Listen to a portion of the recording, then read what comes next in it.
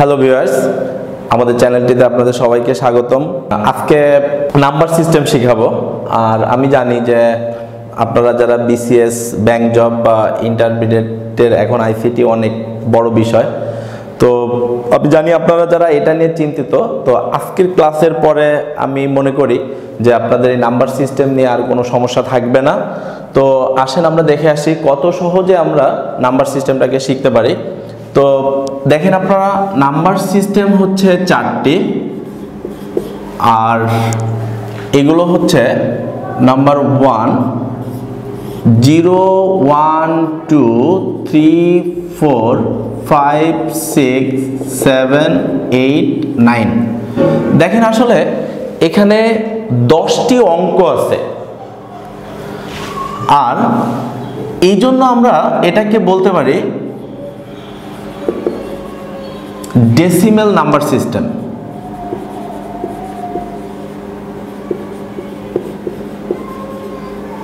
আর দেখেন যেহেতু এখানে 10টি অঙ্ক আছে 0 থেকে 9, এই জন্য আসলে এটার বেস ধরি আমরা 10। আর এখানে আমরা লিখব লাইক দ্যাট, ধরেন 37, এখানে যদি আমরা লিখি 10, তাহলে আমরা বুঝবো যে এই সংখ্যাটা ডেসিমেল নাম্বার সিস্টেমে আছে। আর সবচেয়ে মজার বিষয় এটা হচ্ছে, আপনারা 10 দ্বারা যদি কোনো সংখ্যাকে ভাগ দেন তাহলে তার ভাগশেষ হবে 0 থেকে 9 পর্যন্ত, এর থেকে বড় কখনোই আর হবে না। তো আপনারা এখন দেখেন যে আমরা যখনই কোনো সংখ্যার পাশে 10 লিখব তাহলে আমরা বুঝবো যে এই পদ্ধতিটা ডেসিমেল নাম্বার সিস্টেমে আছে। তো ধরেন আমরা যদি লিখতাম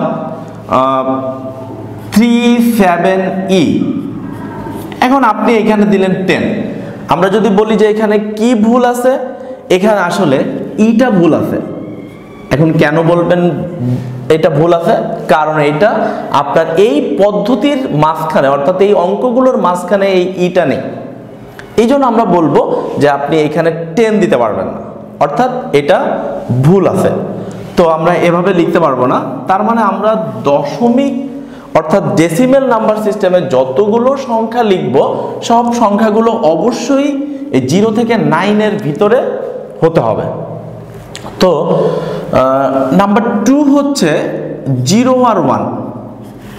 আসলে এখানে 2টি অঙ্ক আছে, এই জন্য আমরা বলবো এটাকে binary number system. Binary number system. আসলে যেহেতু এখানে 2টি অঙ্ক আছে, এই জন্য আমরা বলবো এর বেস হচ্ছে 2। আর আমরা এটাকে লিখতে পারবো 1, 1, 0, 1। এখানে যদি 2 দেই তাহলে আমরা বুঝবো এখানে এই সংখ্যাটা বাইনারি নাম্বার সিস্টেমে আছে। অর্থাৎ আপনি যদি বলেন এখন 1, 1, 0, 2, 7, এখানে যদি আপনি 2 দিয়ে লেখেন তাহলে এখানে কিন্তু ভুল আছে। কি ভুল আছে? এখানে হচ্ছে 2 আর 7, যেটা দেখেন এটা আপনার বাইনারি নাম্বার সিস্টেমের ভিতরে নেই। এখন আপনি এখানে 2, 7 দিয়ে এখানে আপনি 2 দিতে পারবেন না, অর্থাৎ এটা আপনার বাইনারি নাম্বার সিস্টেম হবে না। অর্থাৎ আমরা বলতে পারি বাইনারি নাম্বার সিস্টেম হতে হলে অবভিয়াসলি 0 আর 1 থাকতে হবে, এর থেকে বেশি আর কিছুই থাকতে পারবে না। আর সবচেয়ে মজার বিষয় হচ্ছে 2 দ্বারা যদি কোনো সংখ্যাকে ভাগ দেন তাহলে তার ভাগশেষ হবে 0 আর 1, এর থেকে বড় আর কখনোই হবে না। নাম্বার 3, 0, 1, 2, 3, 4, 5, 6, 7, অর্থাৎ 0 থেকে 7। দেখেন এখানে 8টি অঙ্ক আছে, অর্থাৎ এই পদ্ধতিটার নাম দেব আমরা octal number system. Octal number system. অর্থাৎ যেহেতু এখানে 8টি অঙ্ক আছে, এই জন্য আমরা এটার বেস হবে হচ্ছে 8। অর্থাৎ এটাকে আমরা বলতে পারি 4, 5, 7। এখানে যদি দেই 8 তাহলে আমরা বলবো এটা অক্টাল নাম্বার সিস্টেমে আছে। তো নাম্বার 4, 0 1 2 3 4 5 6 7 8 9। আসলে মজার বিষয় হচ্ছে কি যে আপনারা দেখেন, আপনারা সারা জীবন 0 থেকে 9 এর বেশি কখনোই কিন্তু আমরা জানি নাই আর জানতেও পারবো না।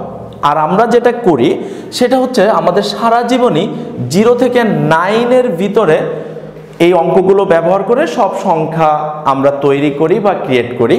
আসলে এখন আমি যে পদ্ধতিটা বলবো, এই পদ্ধতিটা যারা তৈরি করে আসলে এরা আমাদের তুলনায় অনেকটা বলদ ছিল।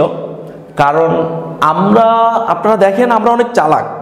কারণ কি, আমরা এই 0 থেকে 9 10টা অঙ্ক ব্যবহার করে আমরা কিন্তু সারা জীবন পার করে দিচ্ছি, এবং আমরা বুঝি যে কিভাবে আদার্স সংখ্যাগুলো আমরা তৈরি করতে পারি। লাইক দ্যাট দেখেন, আমরা কিন্তু 0 থেকে 9 দিয়েই সারা জীবন পার করে দিচ্ছি। কিভাবে? আপনি যদি বলেন 0 1 2 3 4 5 6 7 8 9, আমরা সারা জীবনে 0 থেকে 9 এর বেশি কিছুই শিখতে পারি নাই।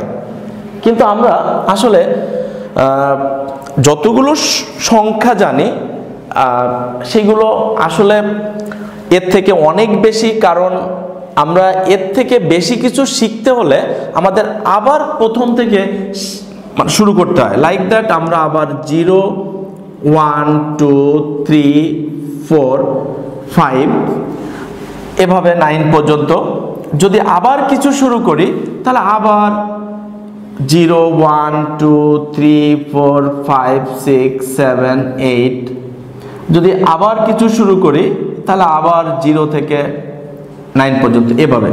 কিন্তু আসলে দেখেন আমরা অনেক চালাক।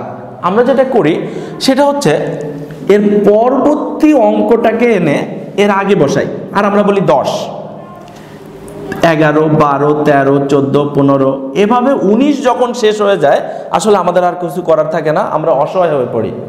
তখন আমরা কি করি, আবার পরের অঙ্কটাকে এনে এর আগে বসাই, বলি 20 21 22 23। দেখেন যখনই আপনার 29 শেষ হয়ে যায় আসলে তখন আমাদের আর কিছু করার থাকে না, আমরা আবার অসহায় হয়ে পড়ি। তখন আমরা করি কি, আবার পরের সংখ্যাটাকে এনে এর আগে বসাই, বলি 30 এভাবে। আসলে আমরা এভাবে অঙ্কগুলোকে সাজিয়ে সংখ্যা তৈরি করতে পারি। কিন্তু এই পদ্ধতি যারা তৈরি করে আসলে এরা অনেকটা বলদ ছিল। এরা বুঝতো না যে আসলে এভাবে অঙ্কগুলোকে সাজানো যায়। তো ওরা বলল কি যে ইংলিশদের কাছ থেকে কিছু ওয়ার্ড ধার করে নিয়ে আসলো, আর তারা বলল যে আমরা যদি বলি এ তাহলে আপনারা ভাববেন এটা 10, আমরা যদি বলি বি তাহলে ভাববেন 11, সি মানে 12, ডি মানে 13, ই মানে 14, আর এফ মানে 15। আসলে 0 থেকে এফ পর্যন্ত এখানে অঙ্ক আছে 15টি। এই জন্য আমরা এটাকে বলতে পারি হেক্সাডেসিমাল নাম্বার সিস্টেম। আসলে যেহেতু 0 থেকে এফ পর্যন্ত 15টি অঙ্ক আছে, এই জন্য আমরা বলতে পারি এর বেজ হচ্ছে 16। এই জন্য আমরা এখানে বলতে পারি ধরেন DF2, আমরা যদি এখানে দিই 16 তাহলে আমরা বুঝতে পারবো এটা হেক্সাডেসিমাল নাম্বার সিস্টেমে আছে। এরপর আসলে আমরা যেটা দেখব, আপনাদের যেটা পরীক্ষায় বেশি গুরুত্বপূর্ণ আর আমরা যেটা নিয়ে ভয় পাই সেটা হচ্ছে রূপান্তরগুলো। আর রূপান্তরগুলো কিভাবে হয় সেটা হচ্ছে আপনারা দেখেন ডেসিমেল থেকে বাইনারি করতে পারবো, বাইনারি থেকে ডেসিমেলে যাইতে পারবো, ডেসিমেল থেকে octal, octal two decimal, decimal থেকে হেক্সা, হেক্সা থেকে ডেসিমেল। আবার খেয়াল করেন বাইনারি থেকে অক্টাল, অক্টাল থেকে বাইনারি, বাইনারি থেকে হেক্সা, হেক্সা থেকে বাইনারি, এবং অক্টাল টু হেক্সা, হেক্সা টু অক্টাল। তো ডিয়ার ভিউয়ার্স, এই ছিল আমাদের নাম্বার সিস্টেমের প্রাথমিক আলোচনা।